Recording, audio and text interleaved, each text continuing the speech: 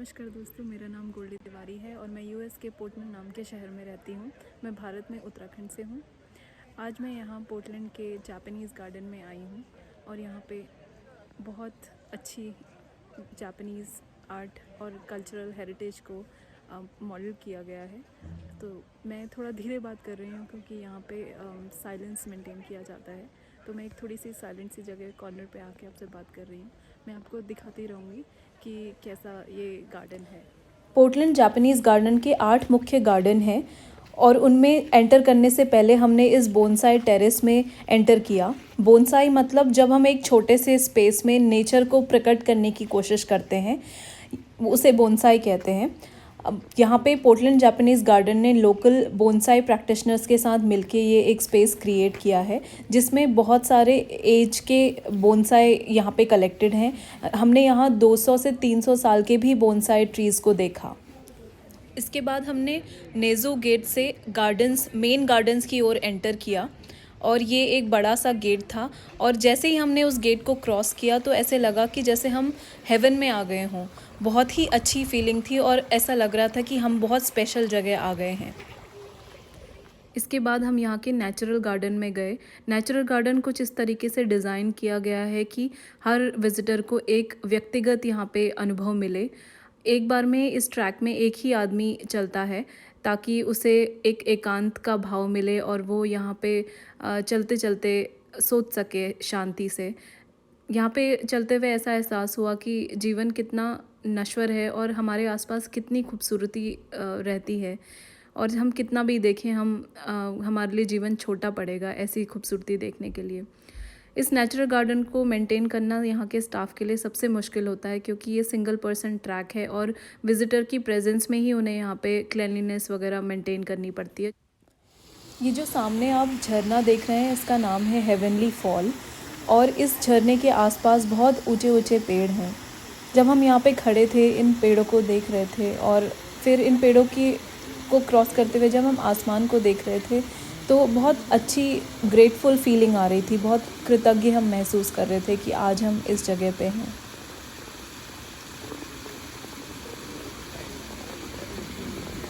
बहुत ही पीसफुल सा एक ये एक्सपीरियंस था। इस झरने में पानी की आवाज़ और चिड़ियों के चहचहाने की आवाज़ और वहाँ पे मछलियाँ भी थी।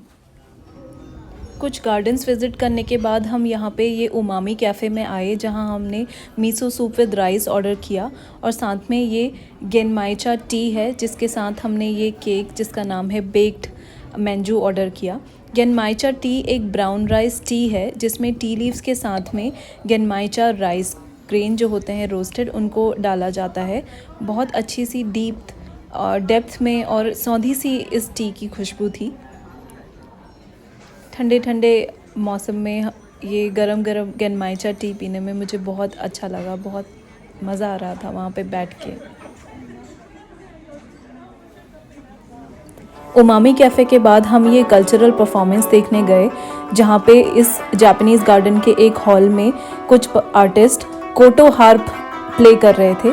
कोटो हार्प एक जापानीज़ इंस्ट्रूमेंट है जिसमें 13 स्ट्रिंग्स होते हैं और करीब 1000 साल पुराना एक ये कल्चरल इंस्ट्रूमेंट है जापान का।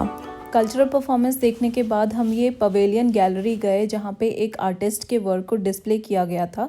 ये जापानीज़ गार्डन के जो प्लांट्स हैं सेपलिंग्स हैं जो गार्डनर्स ऐसे फेंक देते हैं उन्हें यहाँ पे एक आर्टिस्ट ने ग्लास में इस तरीके से प्रिजर्व किया गया है।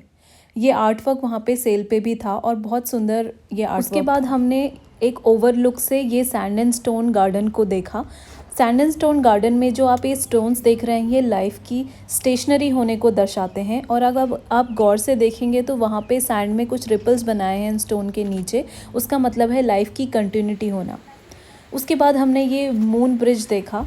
इस मून ब्रिज के नीचे भी बहुत सुंदर सा गार्डन है और इस तरफ में एक पॉन्ड भी है।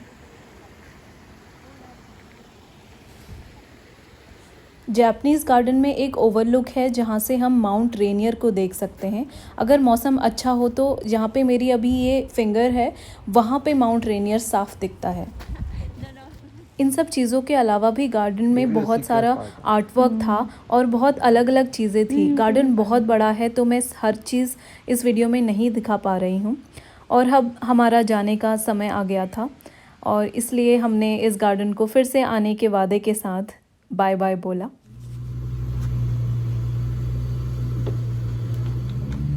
तो ये था दोस्तों हमारा जापानीज़ गार्डन का टूर, और अभी हम लोग घर वापस जा रहे हैं और एक हमारी बस आ गई है। यहाँ पे एक फ्री शटल बस है जिससे हम ट्रेन ले सकते हैं, ट्रेन स्टेशन तक पहुँचाती है। तो देखने के लिए धन्यवाद।